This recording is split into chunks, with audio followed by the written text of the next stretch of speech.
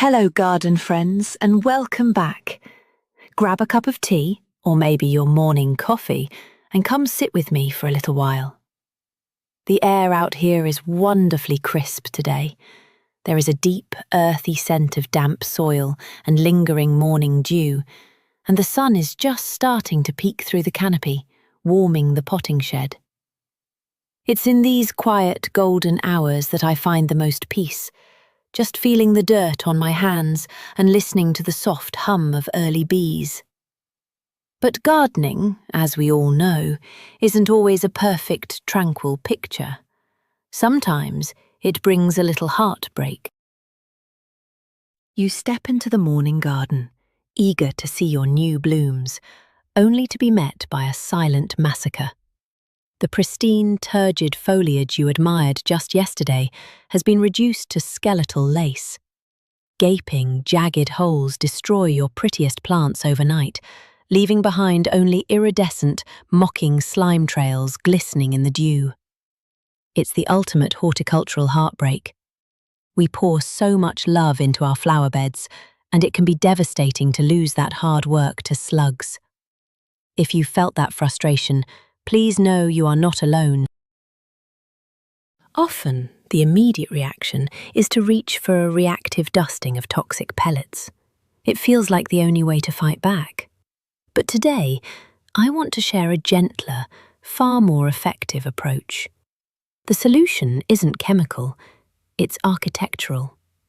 By utilizing tactical botany, airflow mechanics, and textural hostility, we can engineer a flower bed that slugs physically cannot navigate and biochemically refuse to eat.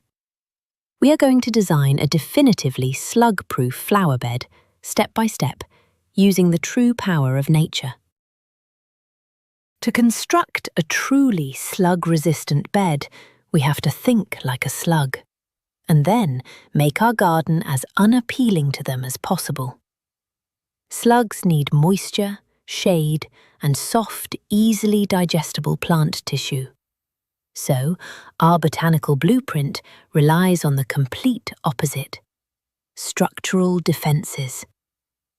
We are looking for plants with thick cuticles, toxic secondary metabolites, stiff hairs, and aromatic volatile oils. These built-in armors are nature's own pest control. Let me introduce you to the 3 flagship plants that will form the impenetrable foundation of our design. Our first defender is the armored vertical, Eryngium planum, commonly known as sea holly. This plant is a study in contrasting armor and beautiful architecture. It stands tall, like structural steel in the garden. Its stiff, branched stems are encased in a powdery white bloom, terminating in metallic, steely blue flowers surrounded by spiky, defensive bracts. When the wind blows, they don't sway fluidly. They bob rigidly, refusing to yield.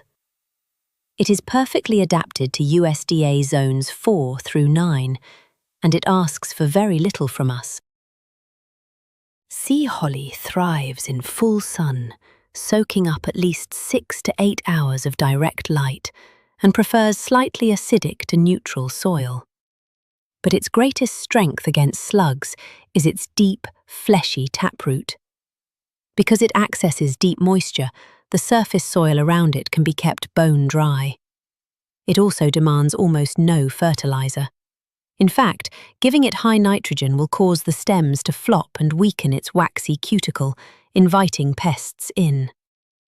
Kept lean and dry, it is an absolute fortress that slugs won't even attempt to climb.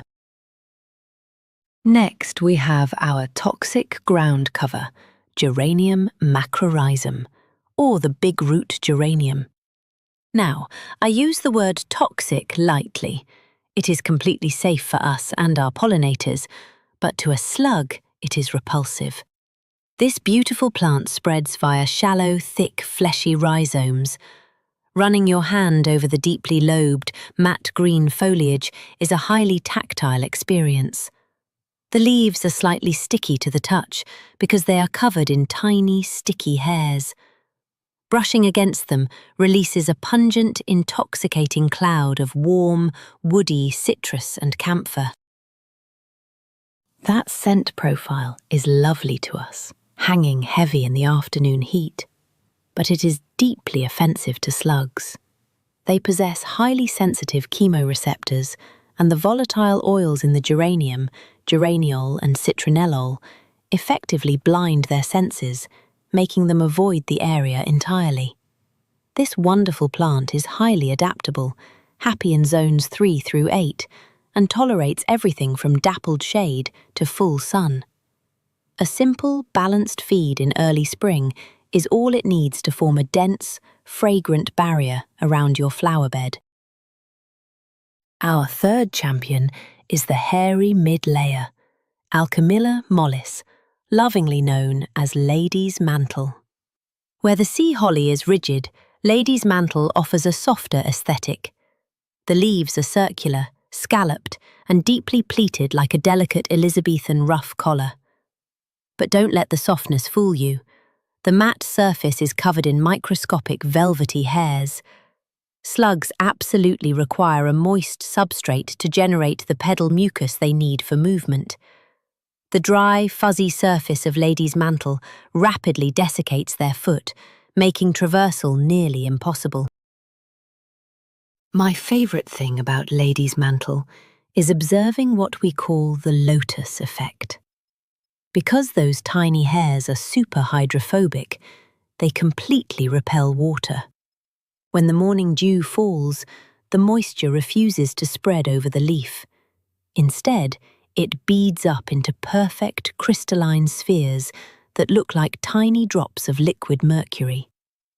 They catch the early morning light, rolling off at the very slightest touch. It's breathtaking to watch, and it keeps the leaf surface bone dry. Just be sure to plant it where it gets morning sun and some afternoon shade. Now that we have our botanical matrix, let's talk about how to prepare their home. Designing against slugs is ultimately an exercise in microclimate management. Slugs require humidity levels above 75% to remain active. So, our goal is to maximize airflow and create a dry, abrasive soil surface. We start with deep aeration. In early spring or late autumn, take a broad fork and gently rock it into the soil, penetrating about 12 to 14 inches deep. We aren't turning the soil over. We just want to fracture any compaction. Slugs love to lay their translucent, pearl-like eggs in anaerobic, compacted soil crevices. By oxygenating that deep profile, we beautifully disrupt their life cycle. Next, we incorporate horticultural pumice or crushed angular gravel into the top 4 inches of the soil. Aim for 1 part grit to 3 parts native soil. This simple step guarantees rapid surface drainage. When water drains away quickly, we eliminate the damp, humid microclimate that slugs desperately need to survive. It sets the perfect foundation for our resilient plants. With the soil prepped, we move to planting, where strict spacing protocols are vital. Plant your sea holly 18 to 24 inches apart, and your Lady's Mantle and geraniums exactly 18 inches apart. It can be tempting to pack plants tightly for an instant full look, but overlapping foliage creates a canopy bridge. This traps humidity beneath the leaves and allows slugs to travel from plant to plant without ever touching the dry ground.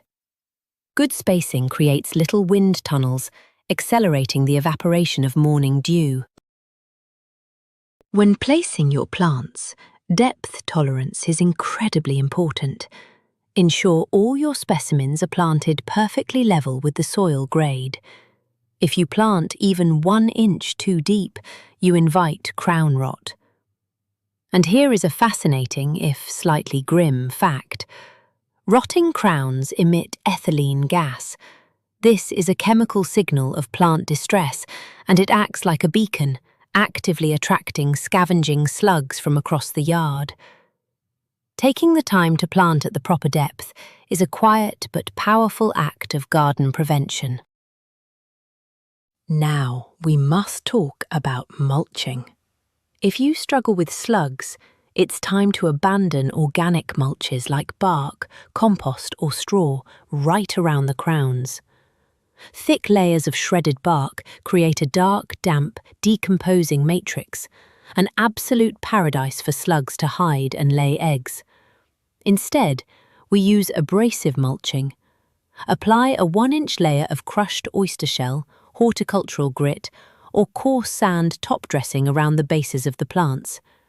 It crunches sharply underfoot, gleaming stark white against the dark earth, and creates an arid, hostile border. The final piece of our horticultural methodology is strategic irrigation. Watering with a sprinkler at dusk is one of the most common beginner mistakes. It creates the perfect 80% humidity nocturnal environment, effectively ringing a dinner bell for gastropods just as they wake up. Instead, install subsurface drip irrigation, targeting the root zone, and run it exclusively between 4 a.m. and 6 a.m. This gives the plants the moisture they need, but ensures the soil surface is bone dry by nightfall when slugs are looking to feed. Even with a brilliant design, little things can trip us up. Let's talk about a few critical failures to avoid. I call one of them the Trojan horse plant. It happens when we place a highly susceptible bait plant, like a hosta, a delphinium or marigolds, directly in the center of our resistant bed. The scent of that favorite food is so strong, it will draw slugs from yards away, compelling them to cross our barriers and compromising the entire design. Keep those tender treats far away from this defensive fortress. Another common trap is over-fertilizing, specifically with high nitrogen synthetic feeds like a 20-20-20. When we give a plant too much nitrogen, it causes rapid cellular expansion. The cell walls stretch out, becoming thin, turgid, and sappy. Suddenly, our tough, armored foliage becomes soft, palatable tissue, completely negating the natural slug resistance we worked so hard to establish. Less is more here.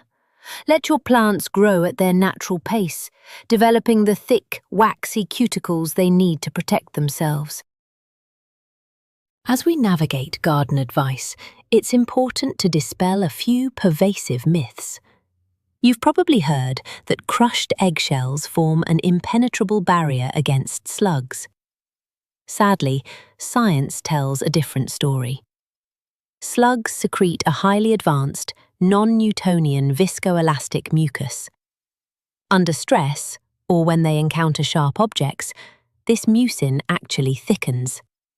It allows them to glide completely unharmed over jagged edges. Plus, the first rain instantly neutralizes any sharpness the shells had. Eggshells are great for compost, but they won't stop a slug. Another beloved myth is that used coffee grounds will kill slugs on contact. While a pure, concentrated liquid caffeine spray is toxic to gastropods, the spent coffee grounds from your morning brew have already had the water-soluble caffeine extracted. What's left offers a negligible dose. Worse, when you pile wet coffee grounds in the garden, you actually create a moist, organic substrate that slugs will happily glide right over. Stick to your grit and oyster shells for a truly effective physical barrier. It's also incredibly helpful to properly diagnose the damage in your garden. Slugs leave irregular, rasping holes, specifically in the center of leaves, accompanied by those telltale silver slime trails. If you see perfectly uniform, semicircular notches taken only out of the extreme outer edges of the leaves, with no slime, you're likely dealing with a vine weevil, not a slug. Understanding exactly who is visiting your garden helps you respond calmly and correctly without resorting to panic or harsh chemicals. When we build this bed, we aren't just repelling pests, we're inviting a balanced ecosystem. Without toxic pellets, native hoverflies will dart in rigid geometric patterns above the frothy chartreuse flowers of your lady's mantle.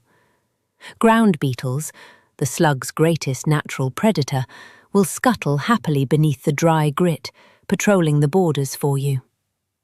By choosing thoughtful design over chemicals, you step back and let nature do the heavy lifting, creating a sanctuary that is as resilient as it is beautiful. Thank you so much for spending this time with me today. Gardening is an endless journey of learning, adapting, and finding joy even when things don't go perfectly. I'd love to hear what is growing in your garden right now, and if you've been battling any midnight snackers of your own, so let me know in the comments. If you enjoyed our chat, please consider subscribing for more cozy garden guidance. Until next time, take care of yourselves and happy growing.